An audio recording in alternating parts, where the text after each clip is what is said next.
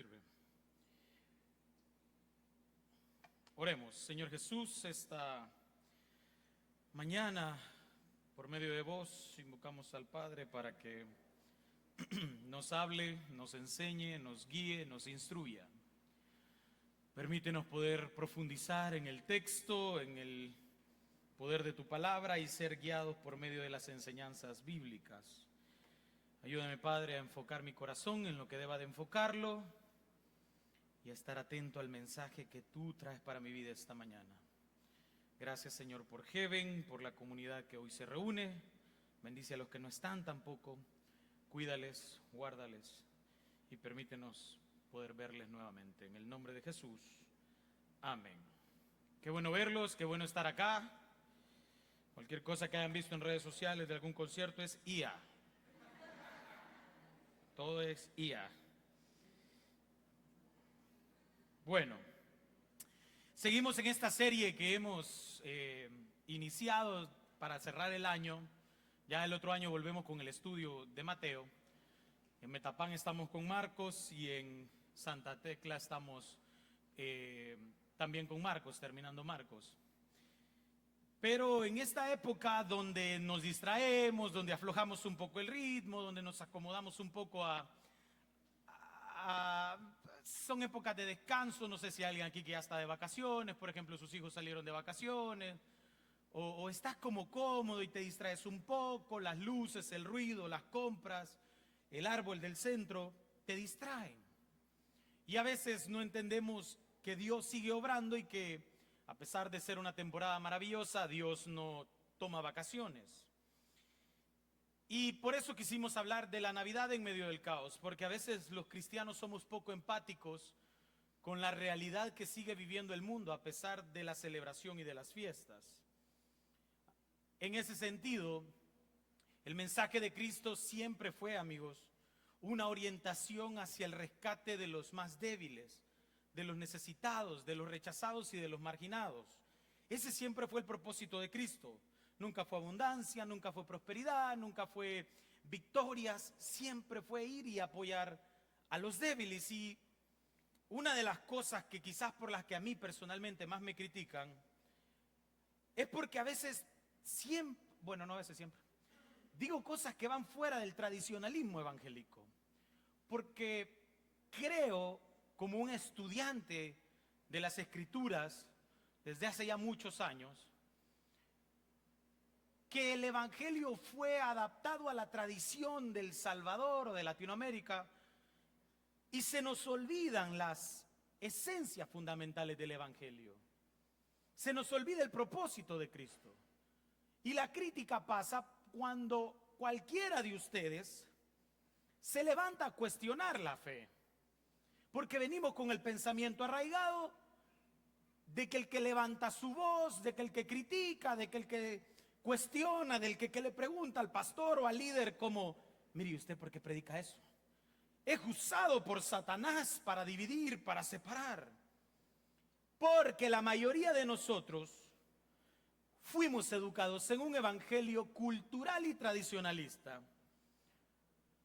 Según un estudio de la Universidad de Yale, del área de Harvard, de divinidades, perdón, es que Harvard tiene una sección de divinidades. El 90% de los pastores no tienen formación académica. Nada, no saben nada. Agarraron la Biblia y sintieron un llamado para decir que son pastores. Ahora, si imagínense, el pastor no tiene la formación académica, imagínense la iglesia. ¿Cuántos de ustedes aquí se dejarían? ¿Cuántos son papás? Levanten la mano. Gloria a Dios. ¿Usted dejaría que un doctor atendiera a su hijo solo porque el doctor sintió el llamado? Fíjese que yo sentí el llamado de ser doctor, voy a operar a su hijo ahorita. ¿Usted dejaría que un arquitecto construyera su casa solo porque el arquitecto soñó que Dios le había dicho que era arquitecto? ¿Usted dejaría que un maestro educara a sus hijos y llegara a la escuela o al colegio donde estudian sus hijos y fuese nombrado maestro solo porque otro maestro le impuso manos o le echó aceite en la frente y ya es maestro? ¿Ustedes lo permitirían? ¿Y por qué permiten que les predique a alguien que no está preparado académicamente? ¿Por qué permiten que le imponga manos, que le diga con quién casarse, que le diga con quién vivir, que le diga qué amigos cortar? ¿Por qué lo permiten? ¿Por qué para la salud, para la educación, para la vivienda, para los trabajos exigimos currículum vitae? Y al pastor con que llore y grite pero con garbo, ese está lleno de Dios. ¿Por qué? Porque esa es la formación cultural que tiene el evangélico hoy en día, que tiene el cristianismo de nosotros. Y nunca se nos impulsó, se nos educó para cuestionar tu propia fe, a estudiar las escrituras, lejos de todo el panorama tradicional. Nos obligaron a vivir pensando de cierta manera equivocada y conocer a un Dios equivocado y a un Jesús equivocado. Y por eso vemos liturgias llenas de rechazos, de odios, de señalamientos, de críticas que van en nombre de Dios sin venir de Dios. Algunos cristianos somos más crueles que amorosos y nos llenamos la garganta con todo ese peso de la santidad que no vivimos.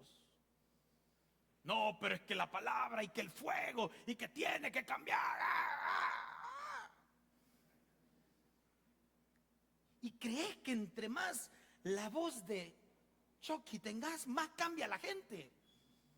Y crees que eso es fuego y que esa es unción. Y saben que aquí, no lo borren, pero bueno, a mí me da risa cuando, de verdad me da risa, cuando a veces está predicando a alguien y como que él cree que soltó un facto y se calla como para que la gente diga, que lo voy a volver a repetir, dice. Como para que se rían, para que aplaudan, para que se gocen. Ese no es poder de Dios. El poder de Dios actúa en silencio en los corazones de los débiles, en las calles, en los bordes de las periferias donde los religiosos no se quieren reunir ni llegar.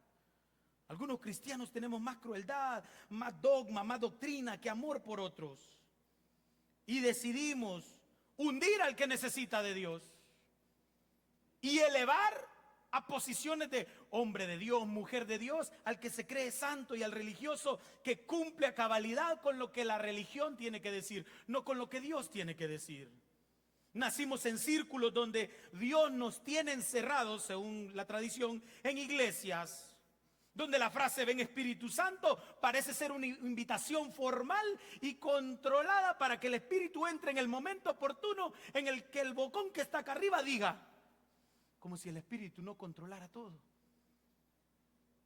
Nos presentaron y seguimos nosotros presentando un evangelio rígido e inflexible. Y cuesta salir de los conceptos dogmáticos. Y si les comparto algo, lejos de la posición de pastor, más como un estudiante, la Biblia se siguen descubriendo tantas cosas, amigos. Sigue saliendo información, arqueología, filología, textos. Se sigue avanzando, pero nosotros seguimos con la Biblia abierta en el Salmo 91. Seguís enfrascado en la palabra que te dieron en el 2001 y te la dieron por la aflicción de los terremotos. Seguís y no creerás que Dios te siga hablando. Una vez un maestro dijo, la palabra de Dios no es la palabra de un muerto, es la palabra de un vivo, y un vivo sigue hablando, dijo. Y me encanta pensar eso porque confronta la realidad en la que nosotros venimos. Porque venimos a mostrar una religión cruel, donde ya no tenemos esa esperanza que queremos compartir, porque la esperanza pasa por cumplir normas y reglas. Y ya no predicamos el rescate que representa la palabra de Dios.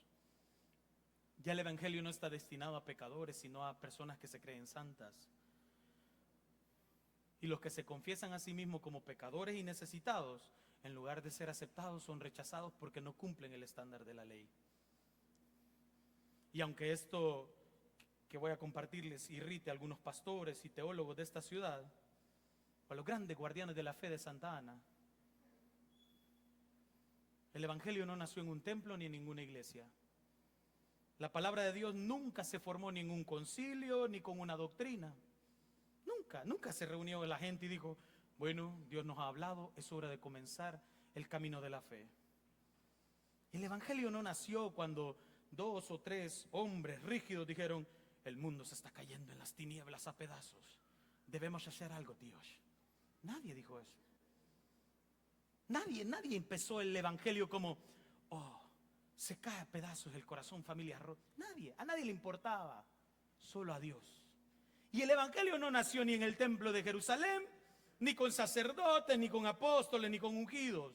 La palabra de Dios no se formó en ningún concilio. El verbo no se encarnó. El logos no se encarnó en ninguna persona que dijera: yo tengo un llamado. La luz de la esperanza de Cristo no brilló en la cúpula del templo de Jerusalén. El evangelio, y no me crean nada a mí, nada, vayan, lean y estudien. El evangelio nace en las sombras, a los que viven en la oscuridad. El evangelio y la luz de Jesús es la esperanza que ilumina a todo aquel que vive en oscuridad. No tiene sentido encender una lámpara delante del sol que brilla. No tiene sentido. La lámpara te sirve en la oscuridad. Y para que veos hoy que has venido necesitado, para vos es el evangelio. Para vos que en la mañana pecaste, para vos es el evangelio. Para vos que tenés deseos sucios, para vos es el evangelio. Para vos que no sos santo, que no sos perfecto, que luchas con tus adicciones, con tus vicios, para vos es el evangelio. Para vos. No se trata ni de iglesias, ni de procesos, ni de llamados, ni de doctrinas, ni de liturgias. Nunca fue así. Nosotros lo hicimos así. Que 3 movidas, que una tranquila, que las ofrendas, que la administración, que se sube el loco aquel a predicar. Eso lo inventamos nosotros. Que no digo que sea malo, pero la esencia de todo lo que hacemos, ¿qué es? ¿Venir a presumir que todos somos buenos? ¿O ayudar a aquel que se está cayendo a pedazos y que necesita la esperanza de un Cristo que cambia vidas? ¿Para qué hacemos lo que hacemos? ¿Para qué nos reunimos? El evangelio no es para santos, es para pecadores. La iglesia es, y se está grabando eso, es para pecadores. Es para pecadores. Si usted viene aquí es porque usted ha reconocido que es pecador. Y si usted esta mañana es santo y no ha cometido falta, que puede ser, no sé yo, no sé qué hace aquí, porque ya está bien. No, nadie va al hospital de paseo, ¿o sí? Nadie va ¿qué hace aquí en la sala de emergencias, hermano? No, vine a ver cómo estaban aquí las enfermeras. Aquí a ver cuántos blisters de ibuprofeno me regalan. Venimos aquí porque estamos rotos, heridos, cansados. Venimos aquí porque Cristo vino por nosotros. En Lucas, un evangelio muy interesante, Lucas siempre trata de contrastar desde su doxología el hecho de que los religiosos se creían más, y viene él y va a contar una narrativa de cómo el evangelio surge, no en las cúpulas, no en los poderes religiosos, no en la élite, sino vean cómo surge la esperanza más grande del mundo a los ojos de Lucas. La semana pasada lo vimos a los ojos de José. Ahora vamos a verlo a los ojos de Lucas desde otro ángulo. Me encantan los evangelios porque son distintas perspectivas que da cada uno de lo que ellos, o de las comunidades, percibieron. A este punto de que tienen de congregarse con nosotros, espero que todos hayamos entendido que el evangelio de Lucas no es que Lucas lo haya escrito toda, o que Mateo lo escribió Mateo, sino que son comunidades que posteriormente a la muerte de Jesús y la destrucción del templo comienzan a guardar las memorias de la tradición oral. Lucas capítulo 2 versículos 8 al 20 dice lo siguiente.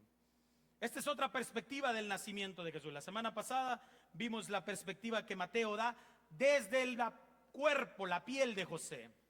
Pero vea esta preciosa Navidad. Había pastores, dice, no pastores religiosos, sino pastores de ovejas, en la misma región, que velaban y guardaban las vigilias de noche de su rebaño. Ellos trabajaban de noche. Y he aquí se les presentó un ángel del Señor, y la gloria del Señor los rodeó de resplandor, y tuvieron gran temor, dice la historia. Pero el ángel les dijo: no teman, porque yo aquí les doy buenas nuevas de gozo, que será para todo el pueblo. Versículo 11, que os ha nacido hoy en la ciudad de David, en Belén. Esos detalles académicamente son importantes. ¿Por qué? Porque acuérdense que este evangelio lo van a leer tanto ustedes como creen, como la gente que no creía. Por ejemplo, en aquel tiempo los judíos, que decían, según la profecía y según su tradición, que el Mesías debía de venir de cuna real, de la estirpe de David. Por eso Mateo capítulo 1 presenta una genealogía, comprobando como un documento, es decir, Jesús viene de la sangre de David. Y aquí Lucas añade de la ciudad de David para tratar de anclar el cumplimiento de las profecías.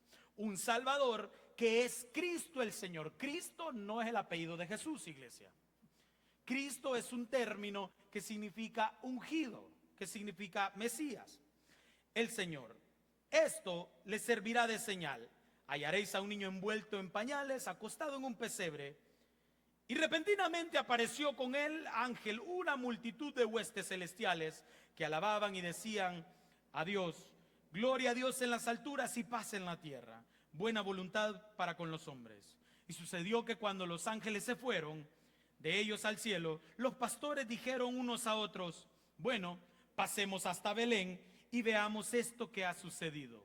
Este es interesante, la reacción de los pastores, porque no es como nosotros que nos predican la palabra de Dios y nos vamos a la casa y no importa qué pasa. Los pastores dijeron, vamos a ver si es cierto, vamos a ver lo que nos han manifestado. Vinieron pues, verso 16, apresuradamente y hallaron a María y a José y al niño acostado en el pesebre. Y al verlo dieron a conocer lo que se les había dicho. Los pastores llegan sin conocer a José y a María y les dicen, hey, alguien nos anunció que ustedes iban a tener un niño. Les comunican estas cosas. María, quizás confundida, un poco escéptica, no sé por qué, porque ya le había dicho un ángel que iba a procrear de no sé quién, pero María siempre dudando. Las mujeres, ustedes saben, no les basta la explicación, pero bueno. Pero María guardaba todas estas cosas meditándolas en su corazón. Eso hacía María cuando los pastores le dijeron. Y ya van a entender por qué María también las medita. Nosotros a veces, por meterle teología, tratamos de darle una interpretación. No, es que María estaba reflexiva y puso de fondo a Marco Vidal y para orar. No, él, en el contexto histórico, ser un pastor de oveja, según la tradición rabínica del judaísmo del primer siglo, no tenía mucha credibilidad. Era un gran pajero, pues. Entonces imagínense, llegan los pastores, son pastores, a buena noche, y le dicen, hey, me salió un ángel. No le vas a creer. Entonces María reflexionaba y le dio el derecho de la duda porque, pues sí, ya la había embarazado el Espíritu Santo, algo voy a creer, dijo. Pero ella estaba como reflexiva. Y volvieron los pastores glorificando y alabando a Dios por todas las cosas que habían oído y visto como se les había dicho. Ese es el relato más extraño que ustedes van a escuchar en la Biblia. En Lucas la escena es incómoda. Incómoda, ¿por qué? Porque estoy seguro que cuando algunos líderes religiosos, rabinos y maestros de la ley de las distintas escuelas fariseas, agarraron estos textos, se han de ver sentido indignados. Se han de ver sentido como, ¿qué dice esto?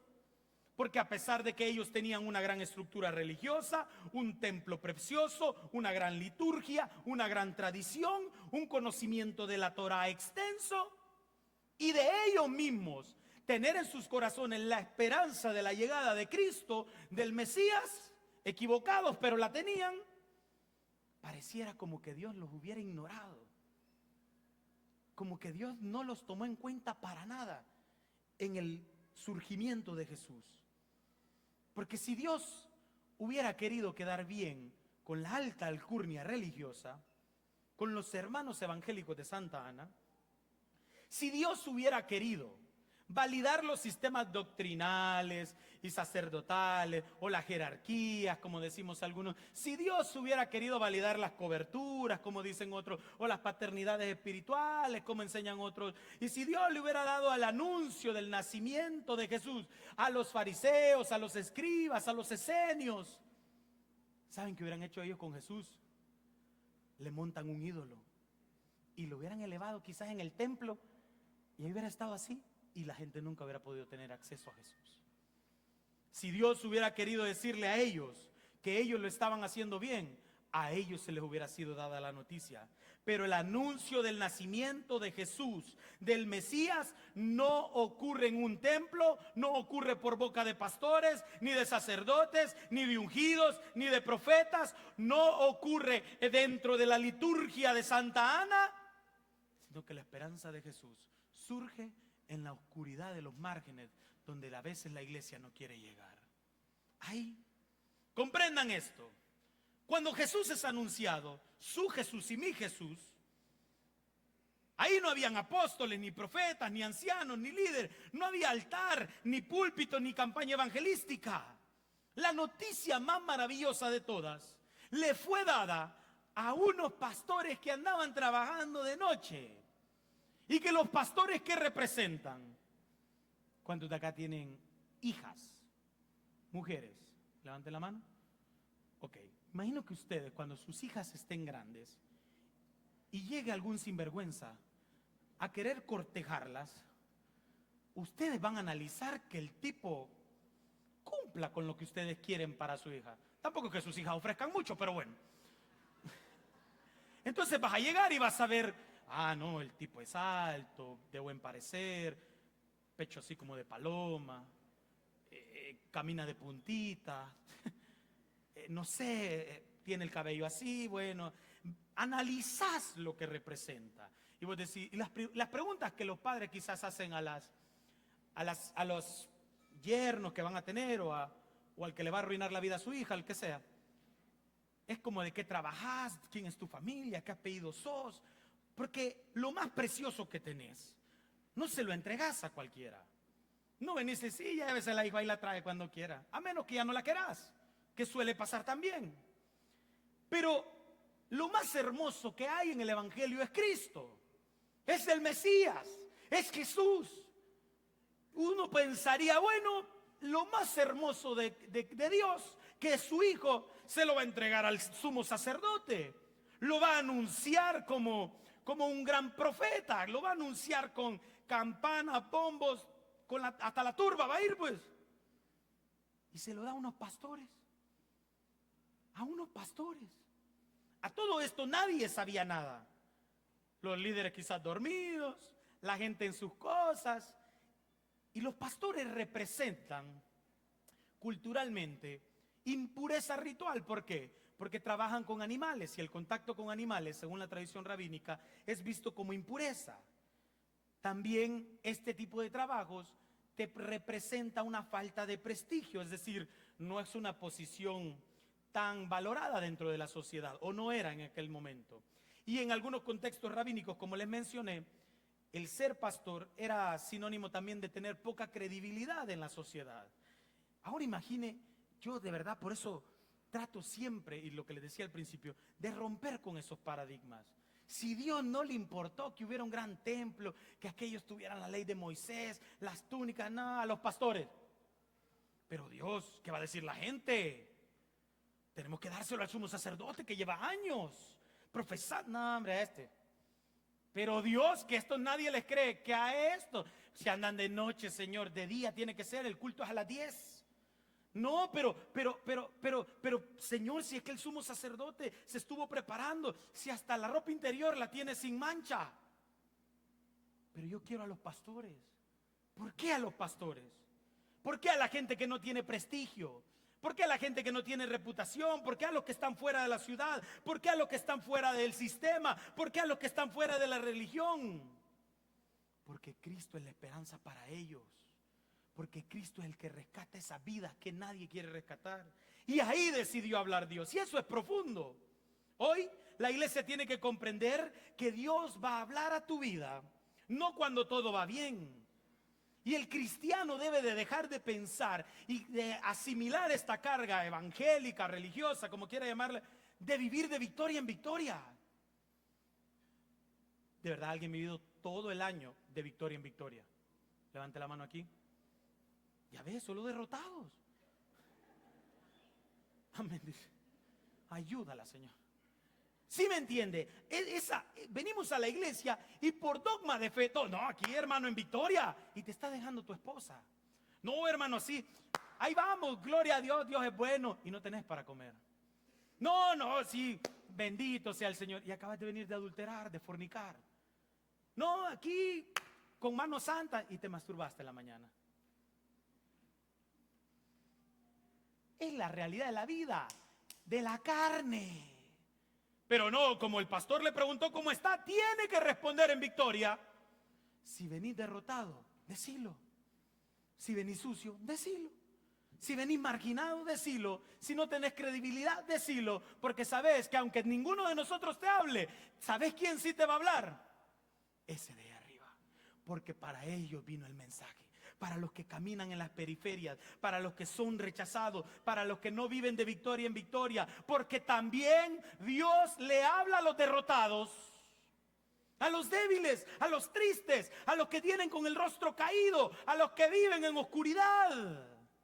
Ahí en medio de tus pecados, de tu dolor, donde te sentís fuera del sistema de las iglesias, poco digno de venir y congregarte, ahí habla Dios. Ahí predica el Señor. La religión siempre quiso determinar quién puede y a quién no puede hablarle Dios. Como si fuésemos nosotros capaces de manejar la vida de Cristo. Algunos ya se creen managers de Jesús. No, que el Mesías va a venir ahora. Entonces tenés que acordarte, que purificarte, brother. El 31 vengan en la Santa Cena. Y siempre se nos fue dicho un texto bien interesante. Este es un paréntesis que lo voy a explicar el 31. Sí han escuchado todos que se nos dijo, y si tomás la copa indignamente, ¿se acuerdan? Y entonces todos así como, ay no, yo le dije tonto a mi hermano, no puedo tomar la copa. No, yo me peleé con mi esposa, no puedo tomar. El texto nunca enseña eso. Cuando el texto dice tomar la copa indignamente y tomar el pan indignamente, la copa también, habla de la injusticia que hacían, porque los religiosos en el contexto histórico del pasaje, ¿saben qué hacían con la cena del Señor? Se ponían hasta las trancas. ¿Y saben quiénes no alcanzaban a comer? Los pobres, los marginados. Cuando llegaban ya no había comida. Cuando llegaban ya se habían acabado todo. Los ricos estaban pero felices de haber comido el pan y el vino, y los trabajadores, los pobres, los humildes, cuando llegaban ya no había nada. Entonces por eso les dice Pablo, no la tomen así, porque el sentido de Cristo, de su cuerpo, de su vida, de su sacrificio, somos todos, no unos cuantos. A eso se refiere. Pero nosotros nos metimos esa carga religiosa de venir y encasillar a Dios con nuestras costumbres. Y por eso es tan triste en la cena del Señor ver cómo a veces te da pena ni agarras el pan por compromiso. No, es que si no lo agarro van a pensar que ando en pecado. Eso de verdad es absurdo. Si venís a la iglesia es porque andás en pecado.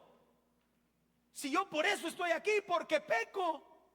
No puedo venir por otra razón. No me sale venir por otra razón. Vengo porque necesito que Dios me hable. Necesito que su espíritu me cambie. Necesito seguir al Mesías. No vengo por otra cosa, pero a nosotros se nos enseñó a venir con manos santas y no a que el santo nos limpie. La religión nos está tratando de quitar capas y capas y capas de apariencia mientras el corazón sigue roto, mientras el corazón sigue quebrado. Somos nosotros los que le decimos a Dios, habla aquí Dios, a esta gente usala Señor, tu espíritu se va a mover aquí ahora. Al espíritu no le importó, bueno, a Dios no le importó que el templo estuviera hermoso. ¿Saben qué dijo? A Jesús se lo voy a anunciar a estos pastores, a estos débiles. No, pero es que ellos no son dignos. Que a esto me importa poco o nada si te gusta o no. Lucas 2 nos muestra que el mensaje de Dios no se reveló en un culto dominical, sino con gente marginada trabajando de noche. Y eso en sí mismo ya es un gran mensaje. Porque el destino del mensaje de Cristo, del anuncio de Jesús, de su nacimiento, no es para gente correcta o aceptada. No es para personas que tengan una gran reputación social. A veces en la dinámica que hago en Instagram siempre me dicen, pero en tu iglesia se congrega tal. ¿Con qué vengo yo? Les digo. ¿Y qué vas a hacer? El anuncio se le fue dado a pastores marginados, con poca credibilidad y catalogados como impuros. El mensaje es para nosotros, iglesia. El mensaje es para los pecadores que venimos cargados. Hoy Jesús es anunciado a hogares divorciados. Jesús es para ellos. Hoy Jesús es anunciado para hijos huérfanos, a personas con vicios y adicciones. Para ellos es Jesús. Hoy el mensaje es anunciado a los perdidos de todas partes que no califican para servir en una iglesia o para congregarse. Pero ¿saben para qué sí califican? Para escuchar la voz de Dios. Para eso sí. Lo más escandaloso que quizás voy a predicar y enseñar durante toda mi vida es que Jesús nace y muere por amor a pecadores, no a santos. Y que cuando lleguemos al cielo y hagamos esa famosa fila que algunos imaginan, en la fila te vas a encontrar con toda la gente que criticaste, con toda la gente que señalaste, con toda la gente que apuntaste con el dedo, con todos los de las otras religiones que vos dijiste idólatras. Con todo, cuando fue ayer, creo que fue el de la Virgen de Guadalupe, ¿verdad? Con todos los que le pusieron su no sé qué, su publicación o altar o a la Virgencita, te lo vas a encontrar a la par. Y así cuando le digas, pero usted adoraba a la Virgen, sí, pero usted adoraba al pastor, le va a decir. Estamos igual. Estamos igual. Porque andamos criticando a nuestros preciosos hermanos católicos, porque tienen a la Virgen, pero vos le preguntás al pastor con quién te vas a casar. Pero vos le pedís permiso al pastor para ir a salir con tu familia. Pero vos le preguntás al pastor si está bien agarrar o no agarrar un trabajo. Como que te mantiene. Esa es la, no tenés la estatua, pero te aseguro que por poco lo andas de fondo de pantalla. Por poco, por poco. No, pero es que tengo que ir a pedir consejo. Y está bien pedir un consejo, pero aquí hay personas que han dejado parejas, relaciones, amigos te han dejado porque no se congregan, porque el pastor dijo que no. No, es que vos no se puede hacer amigo de homosexuales. ¿Quién dice? Si a Jesús lo conocían como amigo de pecadores, si a Jesús lo conocían como el amigo del pueblo, tu pastor te hubiera aconsejado que no fueras amigo de Jesús. Es irónico, pero así es la religión. Cuando Jesús dice, vayan a todas las periferias, júntense con todo el mundo, anuncien la esperanza que Cristo ha llegado a los perdidos de la casa de Israel. A esos. Y como Pablo dijo alguna vez, para algunos el evangelio es locura, la cruz es locura. Porque rompe con la tradición, rompe con los preceptos y rompe con lo que mucho tiempo venimos cargando. Porque algunos de nosotros seguimos a Jesús no por convicción, sino por no ser excluidos de los círculos sociales, por no quedar fuera de la tradición religiosa. Pero el escándalo de la Navidad es más grande todavía, porque el mensaje no solo llega a los oídos de los pastores marginados. Jesús no solo se sienta a la mesa con pecadores. Digamos que eso ya de por sí, bueno, pues Jesús le predicó a pecadores, está bueno, pues, son testigos, ok. Pero hace aún algo más loco. ¿Y saben qué le dice a los pecadores o a los pastores en este caso? Ustedes van a ser mis representantes, vayan y prediquen. ¿Cómo se le ocurre dar la noticia más grande de todas a gente como esta? Aunque estuvieran los doctores de la ley, aunque estuvieran los fariseos, los expertos, Dios escoge personas débiles, rotas, pequeñas en espíritu, para ser quienes carguen con el mensaje del reino que va a cambiar el mundo. Y hoy te aseguro que puede escogerte a vos, ahí donde estás, que te puede decir en medio de tu dolor, aunque la iglesia diga que no, aunque tus hermanos digan que no, aunque tu mamá y tu papá digan que no, te aseguro que el Espíritu puede decirte, hey, vos, el que se está comiendo los mocos, vení, vamos a cambiar el mundo. ¿Y cómo? Solo predicar de Jesús, solo compartir su amor, solo abrazar personas, solo cuida a la gente, solo no señales, ama a los débiles. Pero Señor, ¿qué va a decir la gente? Si vos sos igual de arruinado, que ya no tenés nada que perder. ¿Qué van a decir? Que un loco anda por las calles predicando que Cristo está entre nosotros, que Cristo vive. Hay que comenzar a formar a las nuevas generaciones, padres, en ser personas que amen a la gente, que cuiden a otros. Que en el mundo va a haber una gran diversidad de personas, una gran diversidad de pensamientos y de ideas. Y Dios está confiando su amor y su mensaje a débiles, a marginados, porque solo al que mucho se le perdona, mucho ama. Y solo aquel que sabe el dolor de estar solo, que sabe el dolor de ser criticado por sus faltas, de ser señalado por sus errores, solo ese puede dar ese amor a otros. El anuncio del nacimiento del Mesías es tan poderoso, iglesia, que el mismo texto dice, es que de verdad, si vieran cada detalle histórico de esto, les habla Dios a los pastores, ya pues, por si les dice todavía, anúncienlo. Y por si no fuera poco, les muestra, dice el texto, que la gloria de Dios los rodeó. O sea, esos, ya me los imagino con las ovejas, sucios, hablando a saber de tontería, y de repente les pasó lo mejor. La gloria que solo llenaba templos, que solo llenaba tabernáculos. El mismo texto griego, la palabra que se traduce como gloria ahí, aduce al término Shekinah. Y el Shekinah era el evento donde se vio el resplandor de Dios en Éxodo 40. De ese mismo término describe el texto en Lucas. Eso mismo experimentaron unos simples pastores. ¿Qué te está limitando a vos para experimentar la gloria de Dios? ¿Qué te está deteniendo? Lo que digan otros, lo que vos mismo decís de vos.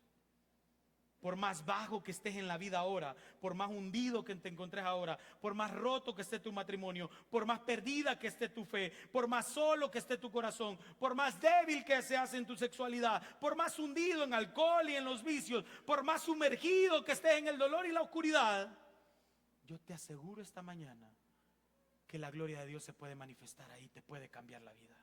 Te lo aseguro.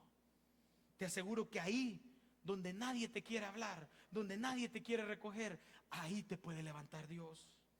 El Evangelio de Jesús es una buena noticia para los que solo tienen y viven en malas noticias. Para los que hoy están aquí, pero por dentro están mal, están rotos, están cargados, están desesperados. Para los que quisieron acudir a los brazos de Jesús y solo se encontraron con una línea llena de preceptos y de normas. Para solo los que se encontraron con una religión en lugar con aquel que salva vidas. Y por eso yo hace mucho, creo que un par de años, no sé, un año. Sí, creo que fue un año. Yo escribí esto y se los quiero compartir ahora públicamente. Bueno, ya lo hice en mis redes sociales, pero un año después quisiera recordarlo. Porque cuando yo vine a Santa Ana, yo entendí cómo era su cultura. Porque a pesar de estar a 45 minutos sin tráfico, 8 días por los chorros, son distintas sus maneras de ver la vida. La fe ustedes la viven distinto a como la viven en Santa Tecla, o la viven en San Salvador, o en ustedes la viven distinto. Ustedes aman de una manera distinta, creen de una manera distinta. No digo que tengan una fe distinta, sino que sus expresiones culturales son distintas. Y entonces yo fui aprendiendo eso. Por eso venía y dormía y comía y caminaba y vivía y visitaba. Y traté de comenzar a entender cómo era ser como ustedes. Y me mudé acá y vivo acá ahora. Y trato de entender cómo es la cultura, porque la Biblia no se puede leer, amigos, desde afuera, sin pensar en los pies, en las manos, en las heridas, en las lágrimas, en el dolor de los que escribieron esos textos. Cuando usted lea Jesús lloró, no piense en Jesucito y una lágrima y su cabello lacio. Piense en un amigo que ha perdido un amigo. No sé si alguien acá ha perdido a algún amigo que ha fallecido y que te ha dolido. Piense en eso. Cuando usted piensa en José recibiendo el anuncio del nacimiento de Jesús, no piense en un José que dijo, oh, el Mesías nos ha escogido. Piensa en un hombre que ve a su mujer embarazada, que no sabe ni de quién es, confundido. No ve a María como una mujer piadosa. No, ve a una mujer joven, confundida con un embarazo. Con que algunos acá, ya estando casados, se afligen cuando van a ser papás. Yo me afligí. Yo dije, ¿cómo hacemos? Zapatos, colegio, ropa. ¿Cómo? Y a día de hoy sigo preguntándome cómo.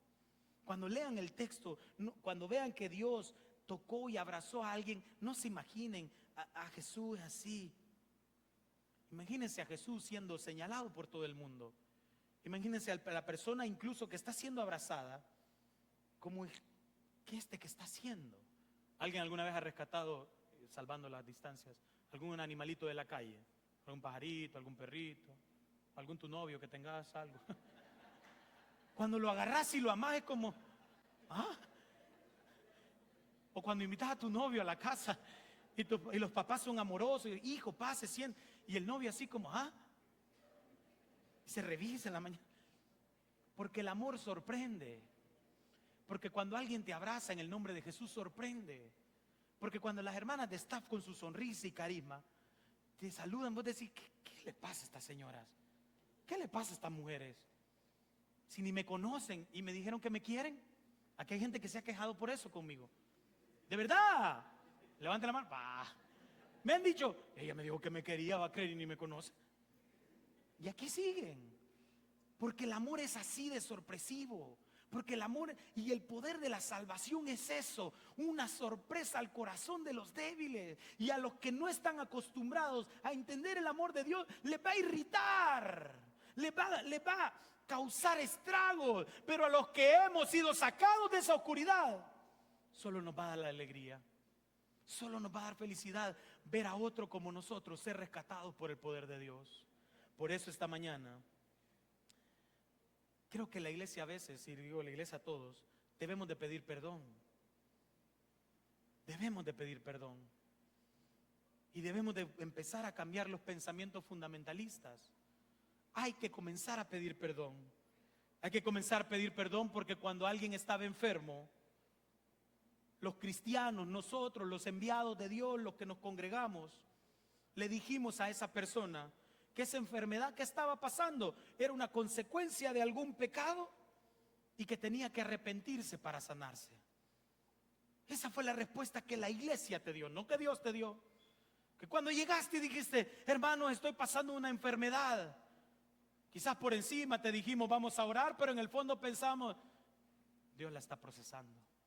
Porque ha llevado una mala vida, porque ha pecado. Perdón por no tener amor para con los enfermos. Hay que pedir perdón porque cuando alguien se nos acercó diciendo que no tenía dinero para comer, en lugar de que la iglesia lo alimentara y le ayudara con la necesidad alimenticia, ¿saben qué hizo la iglesia? Y cuando digo la iglesia me refiero a nosotros, no a ninguna organización en específico. Le dijimos a esa persona que tenía que ir y orar y analizar sus finanzas. Porque quizás Dios lo estaba procesando por no diezmar y por no ofrendar. Así fuimos de miserables con muchos.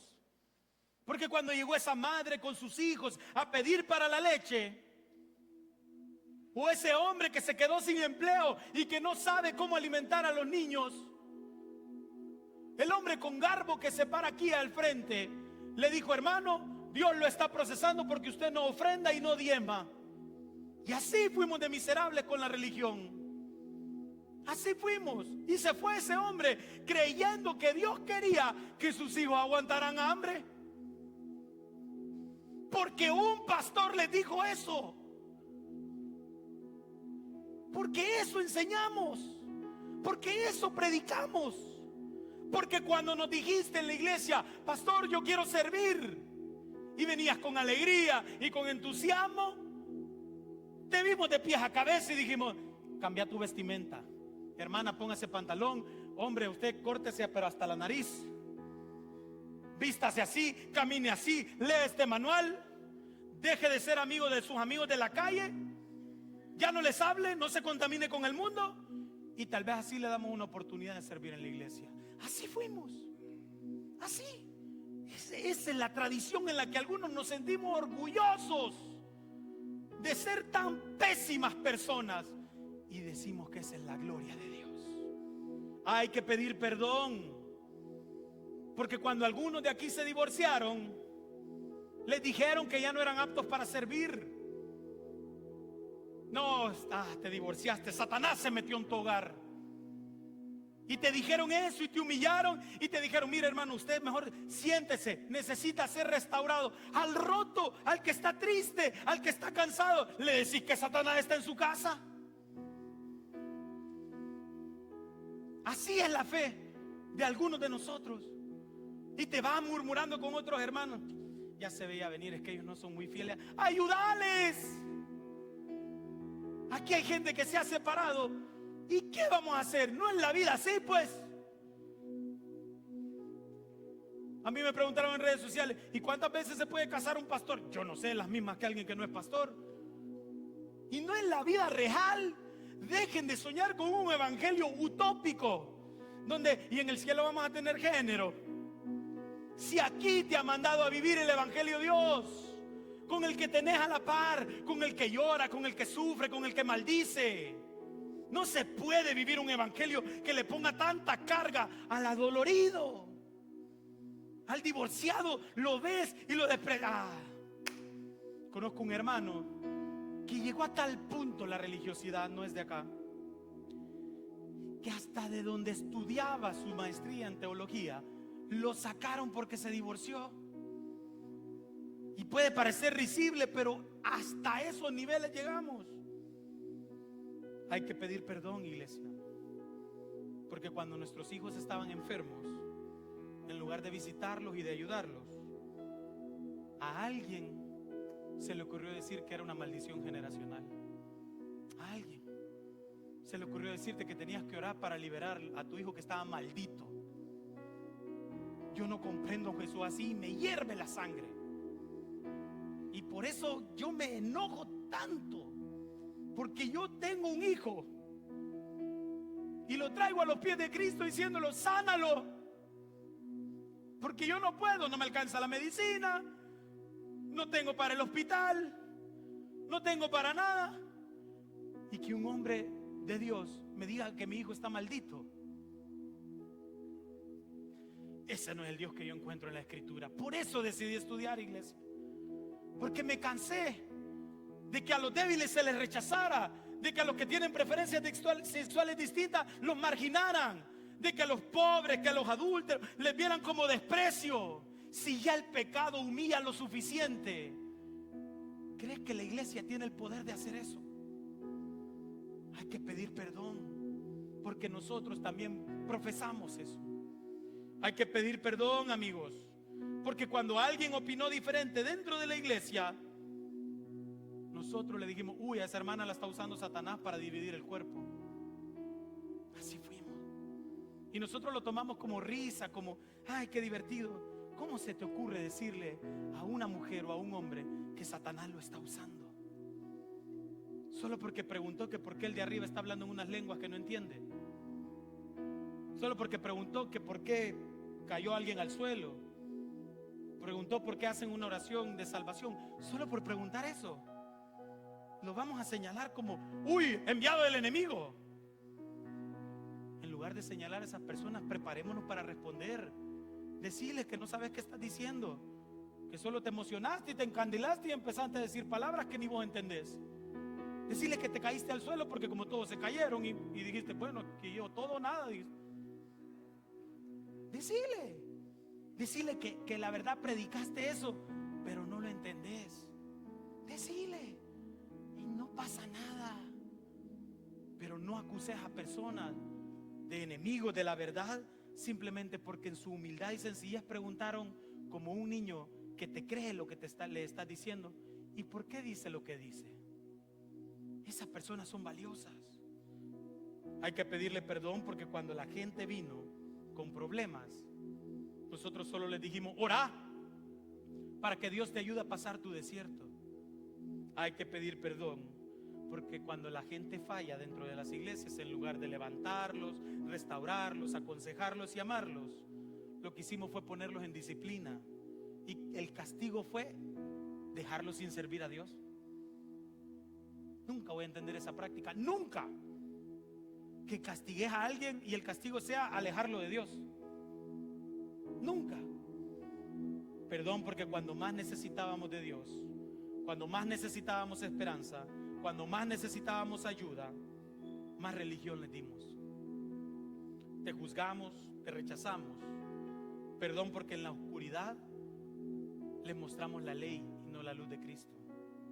El evangelio es más allá que religión, amigos. El evangelio son buenas nuevas de esperanza y gozo. Es esperanza para los que hoy desde sus sillas reconozcan su necesidad de Dios.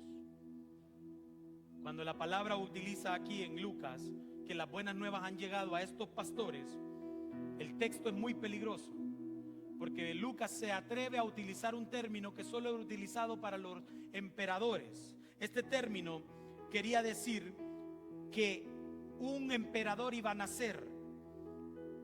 Y acuérdense que a Jesús, pues Roma lo crucifica por sedición. Lucas dice algo muy peligroso. Lucas dice: el verdadero evangelio no es de las altas esferas del poder. El verdadero evangelio viene en un niño chiquito envuelto en pañales. Y eso es porque no es para poderosos, amigos. No es para poderosos. El evangelio no nace para sostener imperios religiosos. No nace para perpetuar familias dentro de la pastoral. El evangelio nace para derribar esas religiones. El Salvador nació entre grandes imperios como un pequeño bebé. Y en lugar de ser anunciado por grandes profetas, fue anunciado por pequeños pastores marginados. Y el Rey del universo decidió mostrar su gloria a dos pequeños pastores que nadie les iba a creer quizás. Y una vez el evangelio les es anunciado a ellos, se les pide que busquen una señal. Y los pastores, en lugar de buscar un trono, un reino, una corona, el ángel les dice: su señal es un pequeño niño envuelto en pañales, un frágil bebé. Porque el poder de Dios no se revela en tu fortaleza, sino en tu debilidad, en tu dependencia. Y esta mañana te invito a que digas que sos débil y le digas al Señor: yo no puedo, ni puedo caminar solo, ni puedo vivir solo, ni puedo resistir solo. Ahí en tu vulnerabilidad se revela el poder de Dios, porque Dios ama a los pobres de espíritu.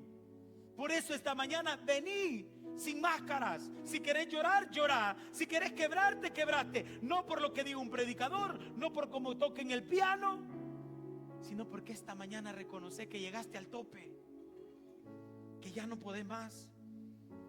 Reconozcamos esta mañana que no podemos dejar de pecar, que no puedes dejar pasar ese vicio. Reconoce, deja de decir que vivís en victoria si tu matrimonio se está cayendo a pedazos y no podés salvarlo. Vení.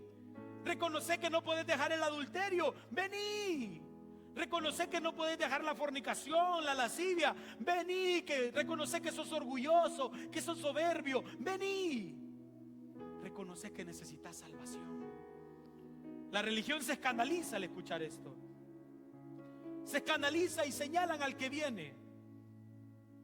Se escandaliza cuando Heaven dice: te aceptamos tal y como sos. Se escandaliza.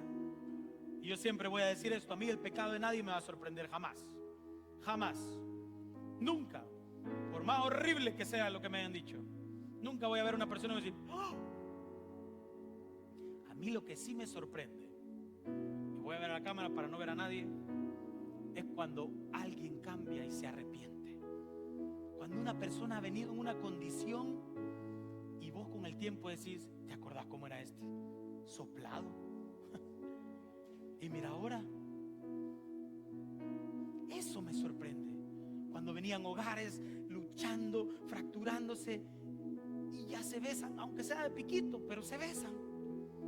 Cuando venían hijos malhumorados, con los papás peleados, y de repente ya se sientan juntos. Cuando venían hombres solitarios, orgullosos, a ver desde arriba la santidad de Heaven, y ya los ves. ¡Ey! ¿A dónde? Las tortas. Cuando ves a las mujeres que entre ellas: uy, mira, ahí viene esta, no es mi amiga, o yo la conozco. Y con el tiempo el corazón se les ablanda y ya se comentan en sus fotos: preciosa, bebé, princesa. Asqueroso. Eso. Cuando ves uno y que sabías que pues venía domingo sí, domingo no, porque vean los drinks cada fin de semana, y ya en lugar de los drinks por lo menos se va a echar un sopón. Calmó. Estoy esperando el 24 y el 31, porque el año pasado los que estuvieron hasta las trancas, vamos a ver cómo evolucionaron. Esos son milagros. Ese es el espíritu. es el Mesías, ese es el Salvador, ese es el Cristo que predicamos. El que cambia vidas, el que transforma corazones, el que te da amigos, el que te da amor, el que te restaura, el que cuando estabas mal te levantó. Ese es el Mesías en el que yo creo. Los pastores llegan y ahí se encuentran con este pequeño bebé, con uno sencillo. El más grande de todos surge en pequeño. El evangelio no vino para llenar iglesias, y Heaven no planea ser una iglesia que acumule multitudes, sino que forme discípulos, gente dispuesta a amar gente, gente dispuesta a cuidar gente, gente que sea como estos pastores y que vayan y no busquen las grandes señales, sino a los pequeños envueltos en pañales, porque ahí nace la esperanza de Cristo. Si tu fe solo funciona dentro del templo, si tu servicio solo es cuando estás dentro de la iglesia, usar la camiseta de staff, comunicaciones, los de alabanza no tienen camisetas. Si tus milagros solo ocurren cuando el pastor dice levanten las manos y reciban lo que Dios tiene. Si tu familia solo se puede convertir porque al final el pastor diga vamos a decir la oración de fe, lo tuyo no es fe, lo tuyo es dependencia religiosa. Porque el evangelio es un poder que no se puede contener. Es un mensaje de esperanza destinado a los marginados, para esos pastores que la sociedad nunca les hubiera dado ni siquiera el privilegio de entrar a sus templos. El evangelio es para un María y un José que estaban ahí sin saber dónde iban a dormir, sin saber dónde iban a reposar, y de repente le llegan dos pastores que tampoco son la gran y le dicen los pastores: el Señor nos dijo que ustedes aquí. Y se imaginan esa escena. Se imaginan esa escena. María, José, el bebé, dos pastores, una Coca-Cola. La Navidad no fue en un templo, no fue en un culto de milagro, fue en un pesebre con gente rota. Ahí nació mi Salvador. Ahí. Y quizás nosotros no hubiéramos ido a esa reunión. Quizás ese 24, no nació el 24, ya sé. Pero nosotros hubiéramos, no, hay que ir al culto de fin de año. Mientras Jesús no estaba en el culto de fin de año. Estaba quizás visitando las casas de la gente que no se congrega. Ahí, en la oscuridad, donde mientras ustedes y yo nos vamos a poner estreno, ropa, maravilla, comida rica. Quizás Jesús no va a llegar a nuestras casas porque va a estar ocupando su tiempo para llegar a las casas de los que necesitan verdaderamente de Dios. Y estoy seguro que si Dios volviera a elegir hoy, quizás no nos elegiría a nosotros.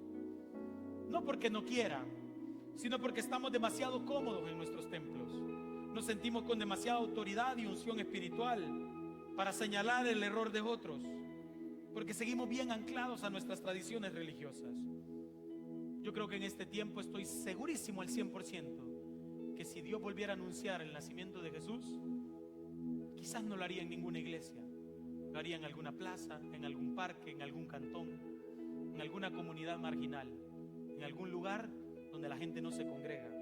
Estoy seguro que Dios iría a la oscuridad a buscar nuevos marginados, nuevos pobres en espíritu, nuevos despreciados, nuevos necesitados, y a ellos se les revelaría la más grande esperanza de todas, que Jesús está aquí, iglesia, y puede salvarnos.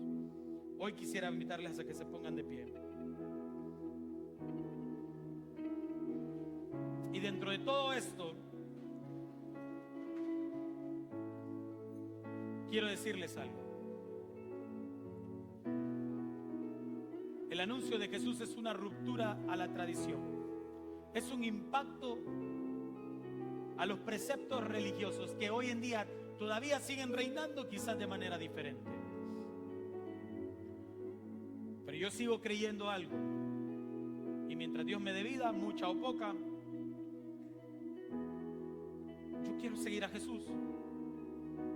Porque sé que mi Jesús sigue por ahí, hablando de su reino, abrazando pecadores, comiendo con los débiles. Jesús sigue ahí, haciendo su obra, cumpliendo su misión. Quizás alguna vez fuiste a la iglesia buscando a Jesús, pero Jesús no estaba en la iglesia. ¿Saben dónde estaba Jesús? En las calles, en el corazón de aquel que la iglesia no recibió. Quizás Jesús estaba afuera, no con las 99 reunidas, sino con la oveja perdida. Allá andaba. Y mientras nosotros aquí aseguramos que Jesús estaba aquí, Jesús estaba con los débiles. Y hoy, esta mañana, ojalá que este servicio sea de ovejas perdidas. Que esta reunión sea de gente que ahorita va a cerrar sus ojos y va a decirle: Señor, sálvame, sálvame, porque estoy mal, porque no puedo más, porque mis luchas son difíciles, Padre, porque te necesito, Señor. Que nadie esta mañana, por los próximos 5 minutos, tenga ninguna máscara para acercarse al Señor. Y ahí donde están, cierren sus ojos y díganle al Señor: aquí estoy, papá, porque escuché que había una señal y que nos es dado un niño, Emmanuel, Dios con nosotros. Pero esa esperanza solo es para los que hoy puedan reconocer su debilidad, su flaqueza, su pobreza de espíritu. No se ponga rígido ante el amor de Dios. Déjese amar, déjese abrazar, abra su corazón a Él. No se trata de una transformación mágica, sino del Espíritu Santo de Dios transformando vidas. Así que ahí donde está, mientras los chicos adoran al Señor, yo quiero que usted sea sincero con el Señor. Por favor, quizás es la única vez en el año, pero de verdad abra sus labios usted y Dios y dígale: Padre, yo te necesito. Necesito que hagas un cambio en mi vida. Oren, iglesia, y abran su corazón a Él.